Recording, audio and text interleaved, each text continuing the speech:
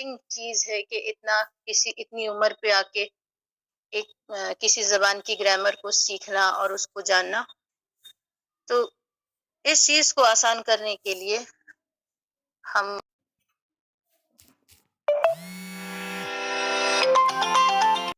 तो इसका root and patterns में बहुत सारी चीजें हैं, लेकिन इतना इंसान अगर जान ले कि किसी भी लफ्ज को देखकर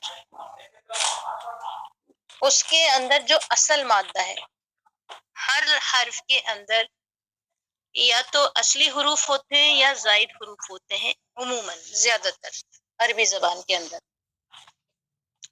तो ये हमें कैसे मालूम हो कि कौन से हुरूफ उस लफ्ज के असली हुरूफ हैं और कौन से जायद हुरूफ हैं?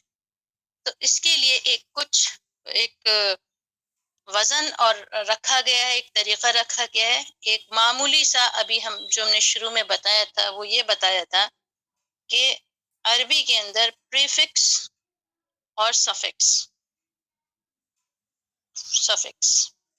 इन दो चीजों के समझ में आने से काफी हद तक लफ्ज के बारे में मालूम चल जाता है। प्रीफिक्स का मतलब है जो शुरू में जुड़े चीजें, और अरबी के अंदर जो चीजें शुरू में जुड़ती हैं वो है अलिफ ता या नून। अलिफ ता या नून 4 हुरूफ हैं, अलिफ ता या नून, जिसे आप मजमूए की सूरत में कलेक्शन फॉर्म में अतईना बोल सकती हैं।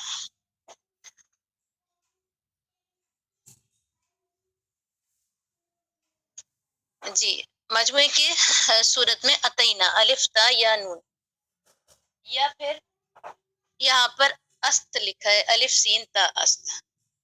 ये सारी चीजें उमूमन प्रीफिक्स की सूरत में हमें मिलती हैं।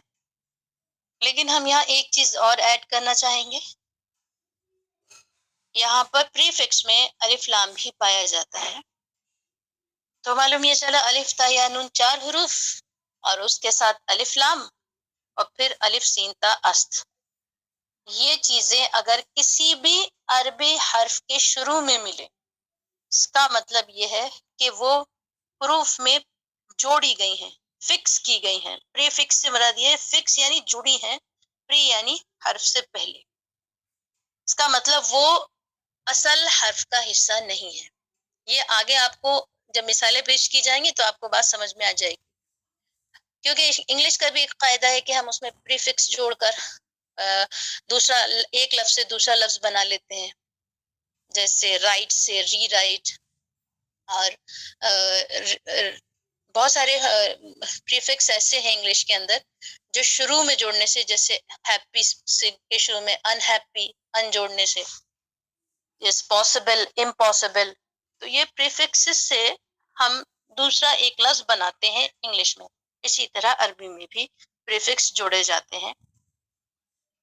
उसमें क्या फायदा है, जब प्रीफिक्स अगर आप पहचान लेंगी तो रूट वर्ड जो होगा वो बीच में होगा, यानी शुरू में प्रीफिक्स होगा या अलिफ ता या नून की सूरत में, या फिर अस्त की सूरत में, या अलिफ लाम, और बीच वाला जो पार्ट होगा वो रूट वर्ड होगा, यानी main word, main letters of the word.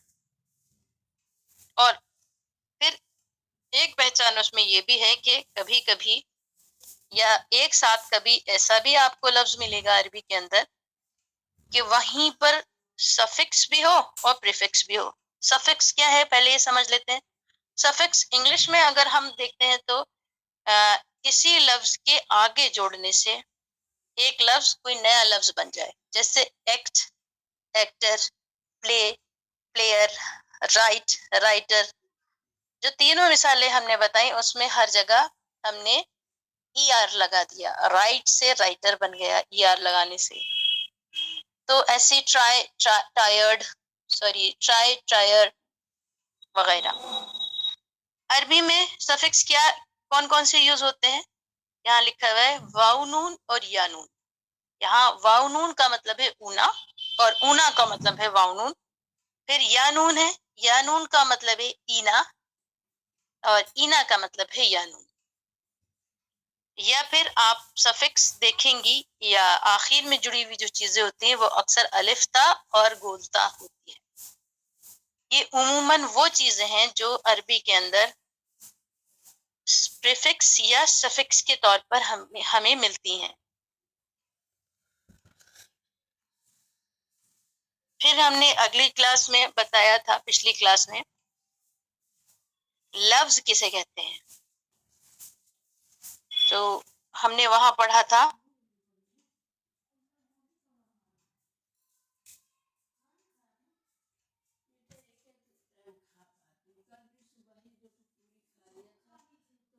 جی ہم نے یہ پڑھا تھا پچھلی کلاس میں کہ لفظ کسے کہتے ہیں. اور جیسا کہ ہم تمام کو معلوم ہے کہ لفظ کے معنی ہیں، لفظ ہر وہ بولی، ہر وہ آواز جو انسان کے منہ سے نکلے وہ سب لفظ کہلاتا ہے. A meaningful word is called لفظ یا کلمہ، سوری. تو لفظ جو بھی انسان کے منہ سے بات نکلتی ہے وہ سب لفظ کہلاتی ہے.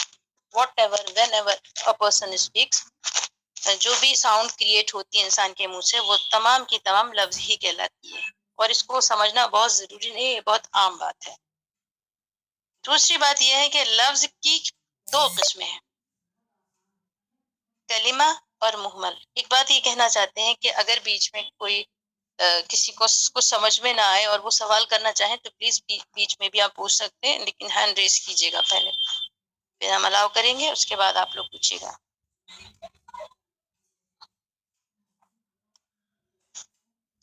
شوبی آپ نے لکھا ہے کہ ہمیں کچھ بھی سمجھ میں نہیں آ رہا ہے. کیا ہم جان سکتے ہیں کہ آپ کو کیا نہیں سمجھ میں آ رہا ہے؟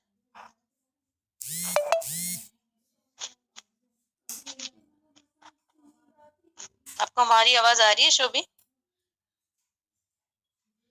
میم وہ لیفٹ کر گئی ہیں. اچھا،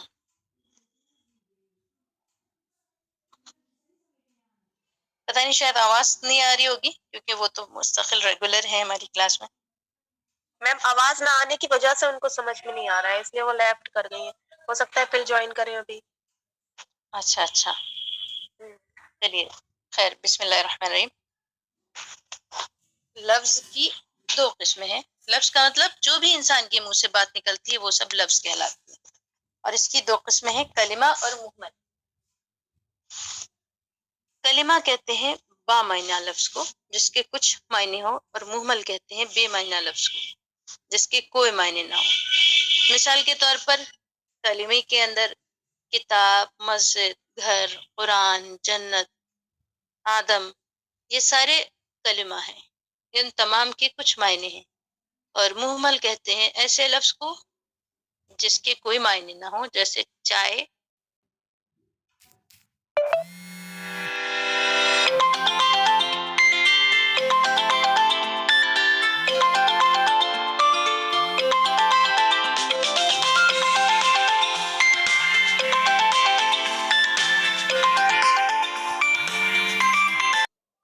فعل اور حرف. اسم سب جانتے ہیں شاید. اسم کہتے ہیں ناؤن کو یا نیمنگ ورڈ کو کہہ سکتے ہیں جس سے کسی چیز کا نام سمجھ میں آئے اور اس میں کوئی زمانہ نہ پائے جائے، وہ اسم کہلاتا ہے یا ناؤن آپ کہہ سکتی ہیں اس کو. فعل مینس ورب، جس سے کسی کے کام کے کرنے یا ہونے کا پتہ چلے، اسے ہم عربی میں فعل کہتے ہیں. اور حرف جس کے اپنے تو کوئی معنی نہیں ہوتے، اس کے معنی اسم یا فعل کے ساتھ ملنے کے بعد سمجھ میں آتے ہیں. اب ہم آگے سبق میں بڑھنے سے پہلے آپ کو یہ بتاتے ہیں کہ جس طرح دیگر زبانیں سیکھنے کے لیے ہمیں اس کی گرامر کے بہت سارے حصے سیکھنے پڑتے ہیں، جیسے انگلش میں جسے ہم پارٹس آف اسپیچ کہتے ہیں. جب انسان کے منہ سے جو بھی بات نکلے وہ پارٹس آف اسپیچ ہے، اور اس کو سیکھنے کے لیے ہمیں انگریزی میں یا دیگر زبانوں میں بہت ساری چیزیں سیکھنی ہوتی ہیں. عربی سیکھنے کے لیے صرف آپ کو 3 ہی چیزیں سیکھنی ہیں، اسم، فعل اور حرف. یہ صرف 3 چیزوں کی اگر آپ کو پہچان ہو جائے تو آپ کو پھر عربی اچھی طرح انشاءاللہ آ جائے گی.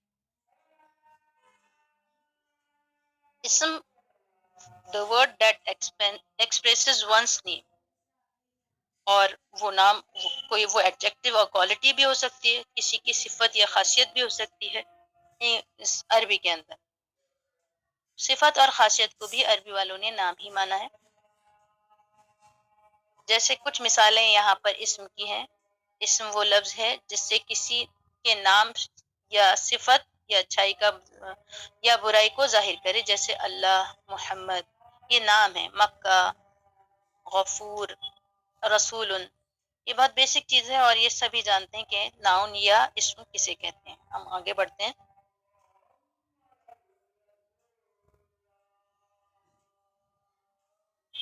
اب ایک بات غور طلب یہاں یہ ہے، یہاں لکھا ہے کہ الف لام یا ال، غور سے دیکھ لیں، الف لام کہیے یا یلو کلر سے یہاں پر ال لکھا ہے یا ال کہیے۔ جس طرح انگلش میں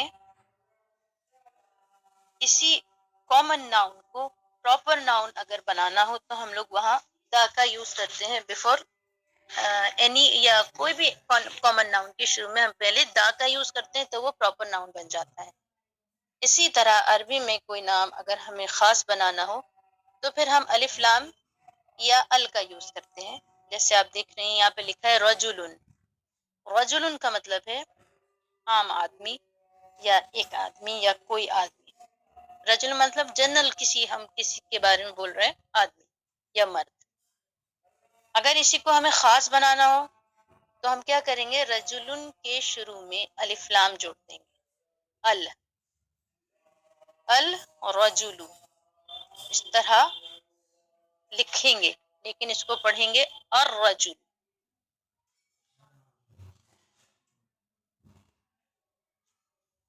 یہ بہت بیسک چیزیں ہیں، یہ ساری چیزیں آپ کو شاید سمجھ میں آ رہی ہوں گی اگر آپ نے کوئی بھی زبان سیکھی ہو تو وہاں، کیونکہ یہ مثالیں موجود ہیں۔ اب یہاں پر ایک مسئلہ یہ ہے کہ کہاں پر یہاں جوڑ کر پھر ہم نے الرجل کیوں پڑھا، کیوں نہیں پڑھا؟ تو یہ ایک تجوید کا قاعدہ ہے، لیکن یہ انشاءاللہ وہاں بتائیں گے، ابھی ہم یہاں عربی سیکھیں گے۔ آپ سب سے پہلے یہاں یہ دیکھیں گے، یہاں لکھا ہے الکتابن، الف لام لگا ہے یہاں پر۔ الف لام جب کسی نام پر آتا ہے، ہمیشہ الف لام جب بھی آئے گا کسی نام پر آئے گا، کیونکہ ہم نام کو خاص بنانے کے لیے الف لام کا استعمال کرتے ہیں۔ اور اس کا عمل یہ ہوگا کہ الف لام آنے کی وجہ سے آخری حرف پر بجائے دو پیش کے ایک ہی پیش رہ جائے گا۔ الکتابو، کتابن تھا، اصل میں یہ تھا کتابن۔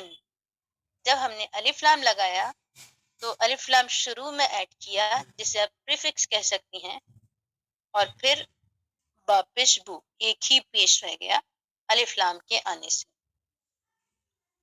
ایک بات، یہ بات اب جو ہم بولنے جا رہے ہیں، ابھی تک تو باتیں وہ تھیں کہ آپ صرف سنیں گی تو بھی کام چلے گا، کچھ باتیں سبق کے دوران ایسی ہوتی ہیں جو آپ کو یاد کرنی ہوتی ہیں۔ تو اب جو ہم جملہ بولیں گے وہ آپ کو یاد کرنا ہے، وہ آپ غور سے سن لیں۔ اگر آپ کو قرآن مجید میں اسم تلاش کرنا ہو تو آپ دیکھیے کہ اس کے شروع میں الف لام تو نہیں ہے، اگر الف لام ہے تو وہ اسم ہے، ایک پہچان۔ دوسری پہچان یہ کہ اگر کسی نام، کسی لفظ کے آخر میں دو پیش، دو زبر، دو زیر، یعنی ڈبل حرکت اگر ہے تو وہ بھی نام ہے۔ تو اب قرآن مجید میں ہم نام کو آرام سے پہچان سکتے ہیں، یا تو اس کے شروع میں الف لام ہوگا یا تنوین ہوگی۔ تنوین مینس دو زبر، دو زیر، دو پیش۔ یہاں پر ایک چھوٹا سا ڈسکرپشن ہے، نون کی آواز پیدا کرنا یا اسم کے آخر میں دو پیش، دو زبر، دو زیر کو تنوین کہتے ہیں۔ کسی بھی لیٹر کے آخر میں دو زبر، دو زیر، دو پیش ہو، یا پھر جو اس میں ایک نون کی ساؤنڈ ہے وہ اگر سنائی دے تو وہ بھی تنوین کا ہی درجہ رکھتی ہے۔ ابھی تک کے سبق میں آپ کو یہ بات یاد رکھنی ہے، آگے بڑھنے سے پہلے ہم بتا دیں کہ عربی میں زیادہ تر عام طور پر ہر لفظ میں 3 روٹ ورڈ پائے جاتے ہیں، یعنی 3 مین لیٹرز ہوتے ہیں، باقی اس میں زائد حرف ہوتے ہیں۔ اور جو زائد حرف ہوتے ہیں وہ یا تو اتینا ہوں گے یا است ہوں گے، اور وہ پریفکس کی صورت میں آئیں گے، اور جو سفکس کی صورت میں آئیں گے زائد حرف ہوں گے، مین لیٹرز یا الفابیٹس نہیں ہوں گے، وہ ہوں گے اونا، اینا یا الفتا یا گولتا۔ دوسری بات، اگر قرآن مجید میں اگر آپ کو عربی سیکھنی ہے تو عربی سیکھنے کے لیے صرف آپ کو 3 چیزیں سیکھنی ہوں گی: اسم، فعل اور حرف۔ اسم معنی نام، فعل معنی کام، اور حرف کا اپنا کوئی معنی نہیں ہوتا، اس کے معنی اسم اور فعل سے جڑنے کے بعد سمجھ میں آتے ہیں۔ اور اگر قرآن مجید میں آپ کو اسم پہچاننا ہے تو پھر وہاں اسم کے شروع میں الف لام ہوگا یا اس کے آخر میں 2 زبر 2 زیر 2 پیش تنوین ہوگی۔